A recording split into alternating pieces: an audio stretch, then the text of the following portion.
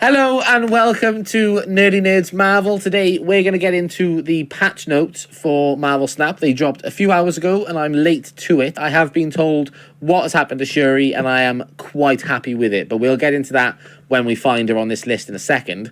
But right now they are starting with the token shop, and what they've done is basically split everything up. So the new cards, when they're released, they will have their own space for a week where you can just go and buy that instantly, which I think is fine, but also I always see the new cards instantly anyway, so for me it's not going to make much of a change. I'm never going to buy them because I would rarely spend 6,000 tokens.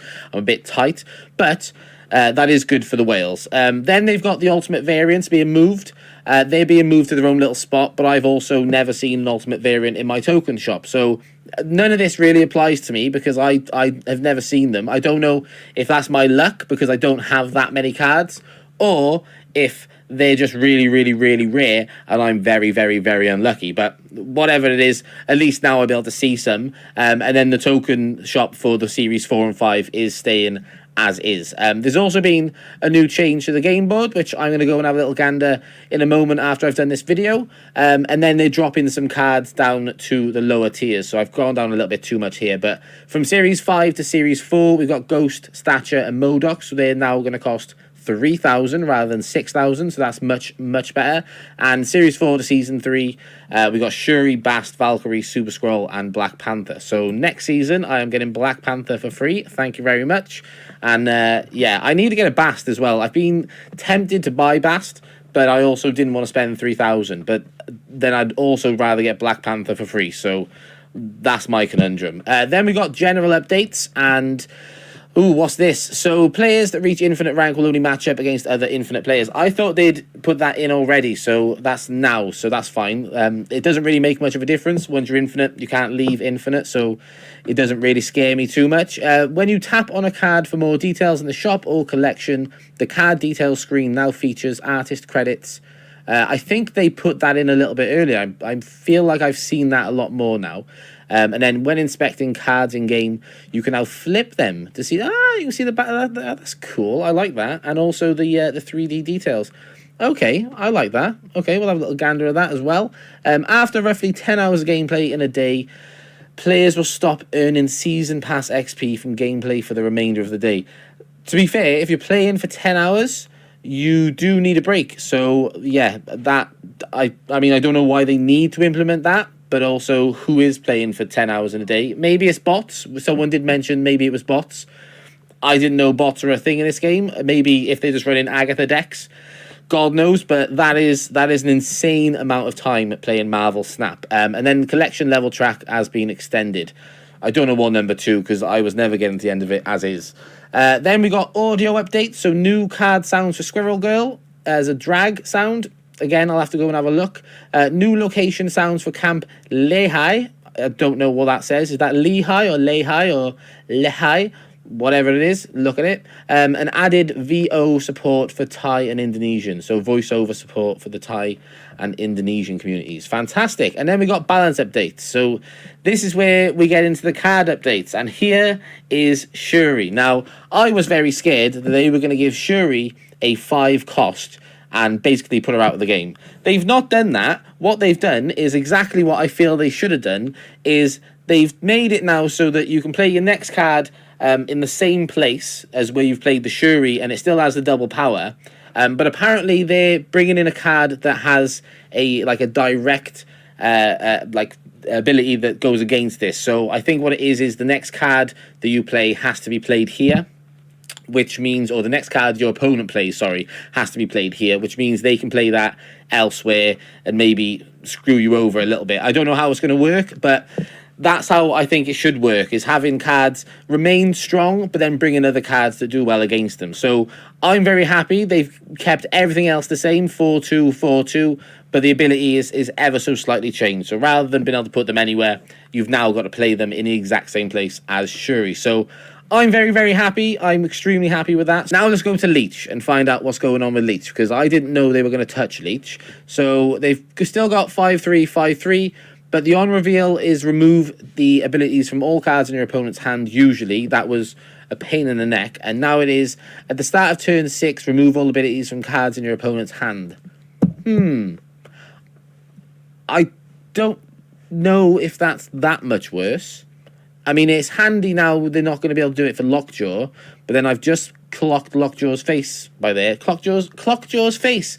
I've just clocked Lockjaw's name below him, so something's happened to him too. Okay, that's not the end of the world, especially if Lockjaw's going to be a bit screwed over. Now Leech is probably... I mean, he's still going to be used, let's be honest. There's still plenty of use for him, but maybe not as useful as he once was. Now let's have a little look at Lockjaw. I didn't know they were going to touch Lockjaw at all. 3-2, 3-2, everything's the same. After you play a card here, swap it with a card in your deck. And now it is, after you play a card here, swap it with a card in your deck once per turn. That isn't the end of the world. I don't have a problem with that. I feel like most people I've played against don't always just smash them all in one turn anyway. I'm okay with that. That's not a problem. I quite like that, to be honest. America Chavez. Still 6-9, still 6-9. You'll always draw this card in turn 6 and not before. Jeez. Start at the bottom of your deck, draw this on turn 6. So you can no longer not Shang-Chi. So you can no longer Yondu her. So that's nice. She's I've Yondu'd a good few American Chavez. I actually Yondu'd one of them in my last video, so proof that she was always there. So yeah, I quite like that. I don't like the fact it says draw this on turn 6.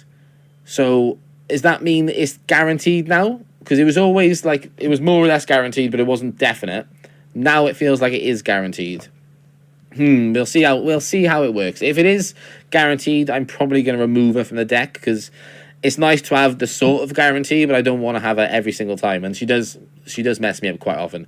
Then we got Jubilee, who again, everything stayed on the power and the energy, but on reveal it was add a card from your deck to this location, and now is add the top card of your deck to this location. Again, I don't know if that really makes much of a difference, because it's all random anyway. I don't know if that really makes that much of a difference. It's still doing the same job. You could have the card you want as the next card in your deck. You could have it in the next card in your deck and still take a different card if you had it in the other location. What did I just say? To be fair, this change doesn't really make much of a difference, if I'm being honest. I think that's... it's a non-change, really. I don't see how that impacts her much more than what she was before, so... that's fine. Now, I've seen here it says quite often she'd pull America Chavez. If I'm being honest, I don't see how this makes that much of a difference other than the fact that she'd pull America Chavez. There's plenty of other cards that are pretty damn strong that she can still pull out from the next position. So I don't think that's a massive, massive change. I think it really, speaking, only affects the America Chavez issue, which I didn't really think that was an issue. And then the final one is the leader, and he was a 6-7. He's now a 6-2, so let's find out what's happened. So on reveal was copy all the cards your opponent played to the location right of here, but on your side. And now it is copy the enemy cards with the highest power played this turn, but on your side. That is not an improvement, is it? I wouldn't say that's any improvement whatsoever. So he's been nerfed for power, and it went from having all of the cards that his opponent played, but on the right-hand side, or on the... yeah, it was the right-hand side. But now you could only take one card if one of the cards is really high. And now I don't say... wait, what? I have to... this is the only one that's baffled me, so let's find out what they've said. We were clearly too harsh on a leader with his previous nerf, and we're dismayed that action became a go-to example of how ruinous a nerf can be. Our balanced philosophy is to preserve as much playability as we reasonably can when weakening cards, and we didn't succeed here previously. With this change, we're aiming to bring his strength back up to a playable spot for a 6-cost card, but they put it to 2. I don't understand how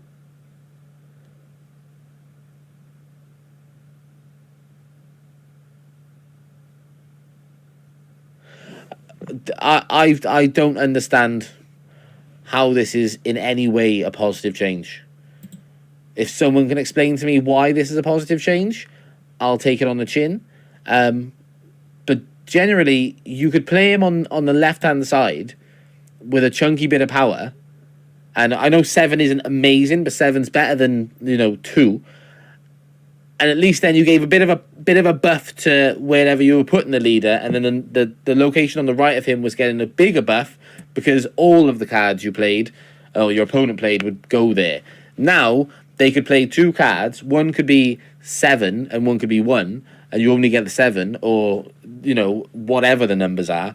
I don't think that's fantastic. If someone's playing like a Patriot deck and they play 5 cards on the last turn that are all 1 power, or 1 energy, and they're all low power, you're just going to get 1 or 2 crappy cards. That, to me, is very confusing, and I don't understand it. So, yeah, I don't see how that's a positive change. But then they've got a load of bug fixes. I'm not going to go all of these because, as you can see, there's a lot of them. So if you want to read them, feel free to pause it. But this is also available on the game menu. But yeah, I'm going to leave it there. I'm going to go away now, have a little game, have a little look at some of the changes. And yeah, I'll be recording a gameplay very soon. But the next video, we are going to get into some cards that I'm looking forward to seeing in the game in the future. So look out for that, and look out for Shuri coming back at you, because I think this is actually a fantastic change. This makes me very excited for the future, and the concept of cards that are combative rather than just ruining cards and taking them out of the game completely. So yeah, make cards have exact opposites and make them fight each other. Don't ruin cards and don't make them unplayable. So great changes. I'm very happy. Let me know what you guys think in the comments, and also definitely weigh in your opinion on the leader change, because I think that's ridiculous. But it is what it is. I'll see you guys in the next one. Have a wonderful day, and I appreciate you for stopping by. Cheers.